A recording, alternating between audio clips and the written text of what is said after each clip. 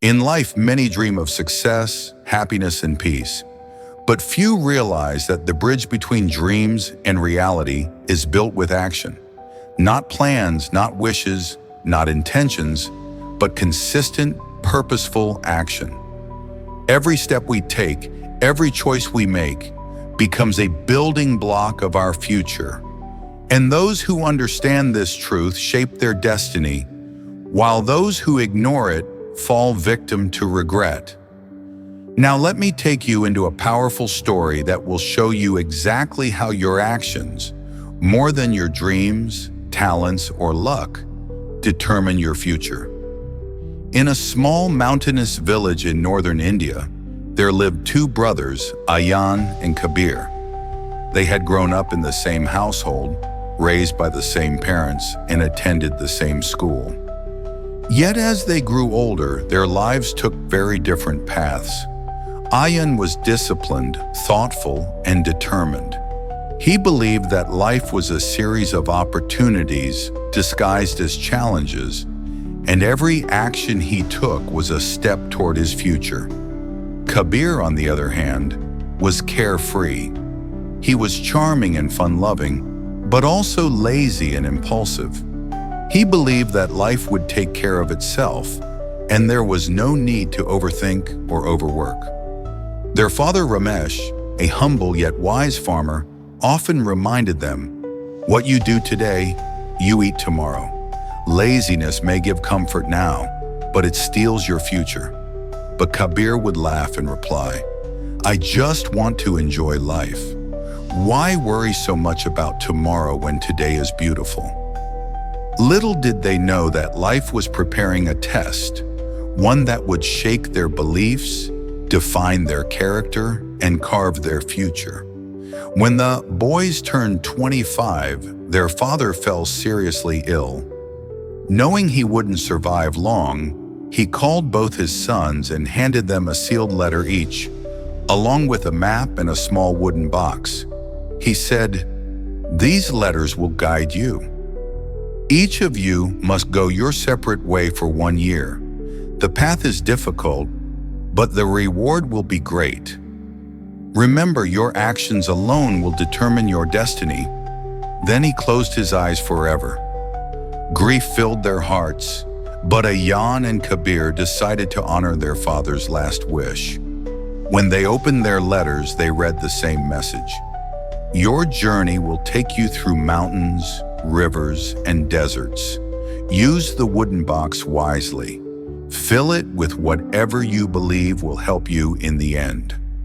At the end of the year, return to the great temple, and your fate will be decided." Ayaan set out with a sense of purpose. Every day he walked tirelessly, helped people, learned skills, and traded honestly. Whenever he found something valuable, be it knowledge, a rare herb, or a tool, he placed it inside his wooden box. He understood the box wasn't meant for comfort, but preparation. He acted with foresight and integrity. Kabir, on the other hand, took the journey lightly. He stayed in towns longer than needed, wasting time in taverns and festivals.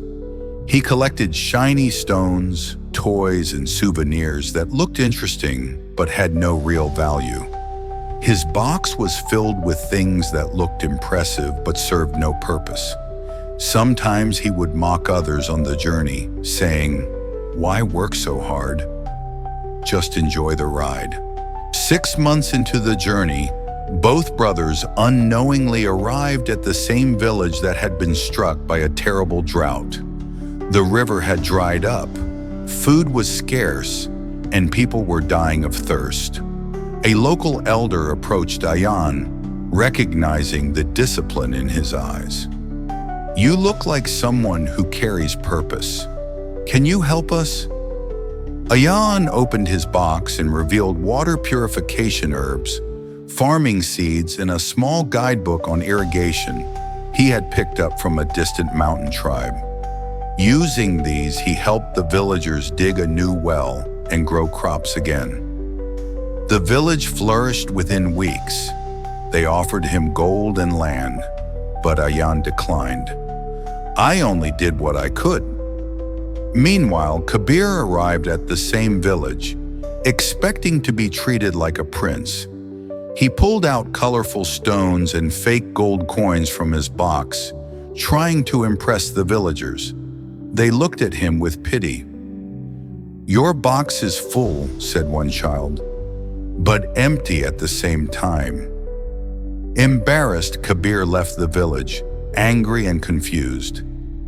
"This journey is stupid," he muttered. In the 11th month, a fierce storm swept across the northern mountains. Hundreds of travelers were stranded in freezing temperatures. Among them were Ayaan and Kabir, each in different camps, facing the same brutal reality: survive or perish. Ayaan had packed winter herbs, dried food, and a survival blanket inside his wooden box. He built a fire, helped others stay warm, and kept the spirits high.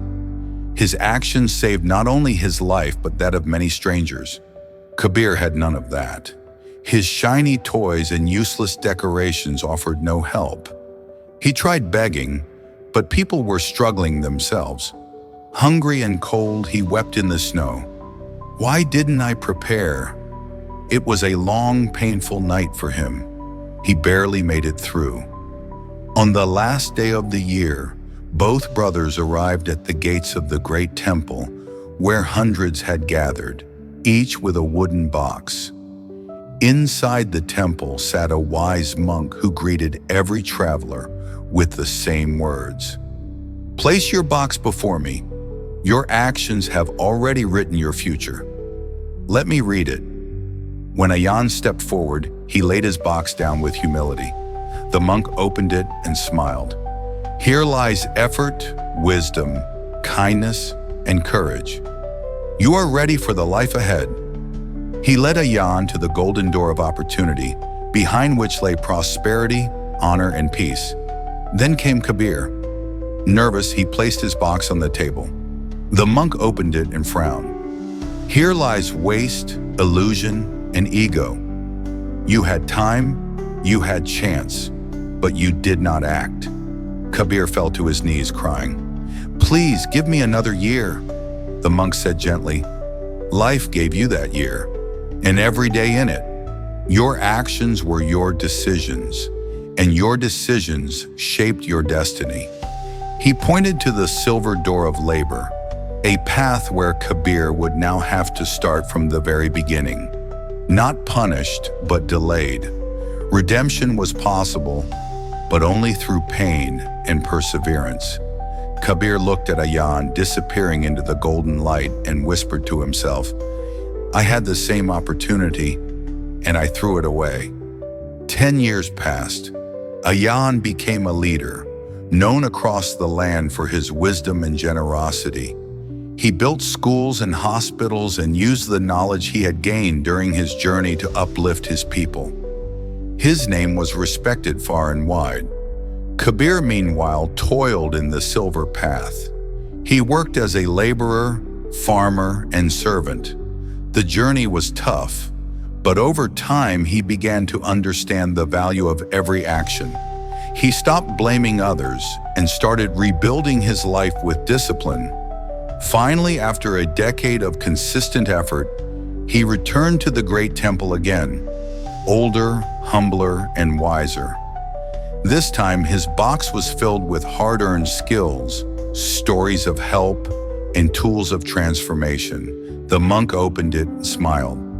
"Now your actions have defined a new future. Go and live it." Every action you take is a seed planted into the soil of your future. What you choose today becomes the harvest of your tomorrow. Like Ayaan, if you act with vision, discipline, and sincerity, your life will blossom. Maybe not instantly, but inevitably.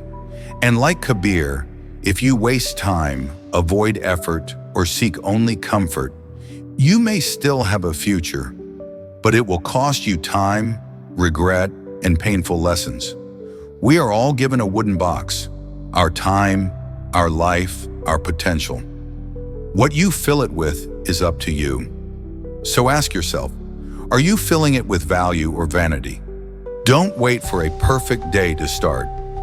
Every day is a chance to define your future through your actions. Your future is not created by chance. It is created by choice. So choose wisely.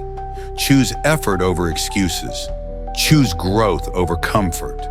And remember always, your actions define your future.